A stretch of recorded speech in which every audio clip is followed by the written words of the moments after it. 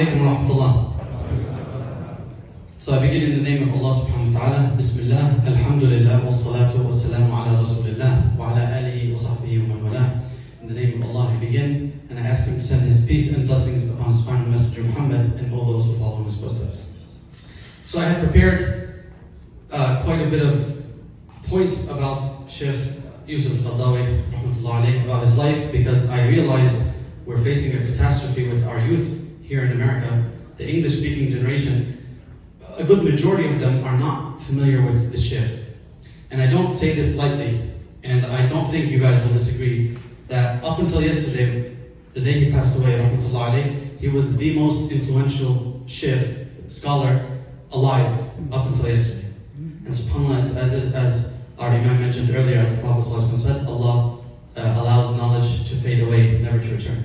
So it is our duty, each and every single last one of us, and I speak specifically maybe online who's watching, and the youth who are here with us today.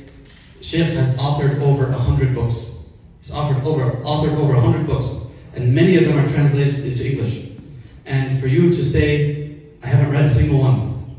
And specifically the Shaykh was known for bringing the fiqh al-ibarat, and bringing the difficulty of fiqh, the difficulty of traditional sciences, and making them easy to digest.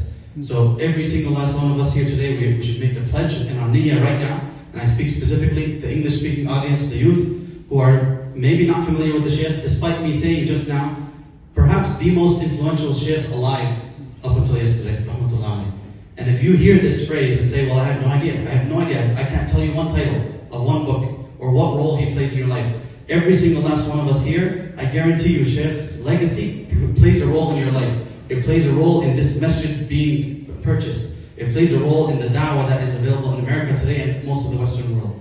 So do yourself that favor and continue the legacy of the Shaykh. Make the niyyah. The books are easy. You pass through them and you're learning, you're adopting, you're inheriting that knowledge, which is ultimately is an inheritance from the Prophets. Salawatullahi wa salamu alayhim ajma'in. I had a few other reflections. The legacy of the Shaykh, primarily, he was known for two things. Uniting the Muslims. That was his cause, and we mentioned, Fahmi just mentioned now, the Shaykh traveling to pray janazah on one of the other greats of this ummah. And uniting the Muslims and making sure that unity is a recurring theme. But the second thing he was known for, which is extremely relevant to us here, is making Islam palatable in a modern world while sticking true to tradition. There's something that we run into here, and I'm sure every Shaykh here, my elders and my teachers, has run into way more than myself. Is as you're trying to realize the modern challenges and make Islam present it in a way that people can accept, you immediately run into roadblocks. Well, how can I do it without sacrificing the principles of our deen?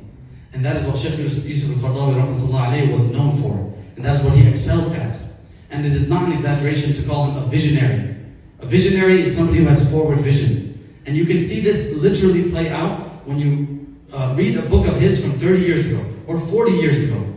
And you see the things that he's saying, perhaps this may happen and we should take precautions against this. And this fatwa, the reason why I've allowed X or Y or Z is because in order to protect against A or B or C. And you see it play out exactly as he said. And by the way, when I started my journey of seeking knowledge, there was a lot of people, may Allah Ta'ala forgive them, criticizing the Shaykh and saying there's no way he can pass this fatwa of ease. He was known to make life easier for the Muslims, but for a reason, not just out of thin air. And yet he received the harshest criticism. And yet now, wallahi, I've seen some of those same people.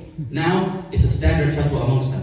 And there's no time here to go into some of these things. They're just principled things in our faith. Some of you would be weirded out. Like, what are you talking about? How was that ever one day something to criticize someone for? But that is how visionaries work. They run into obstacles, they run into naysayers, and if there's one phrase, an English expression, that for me defines what the Shaykh was all about, it is ignore the noise and keep moving. Ignore the noise and keep moving. The Shaykh did that, I think, better than anyone else. And really, I take deep inspiration from that. He passed away at age 96. And subhanAllah, one last reflection is that this month, we haven't finished September yet, there were two public figures, both of them born in 1926. Both of them passed away at the age of 96. And by the way, if you do it by Hijri, it's about 100 years. So the Shaykh in the Hijri calendar lived about 100 years. May Allah Ta'ala have mercy on him. But these two public figures, born in the same year, died in the same month, a week or two apart.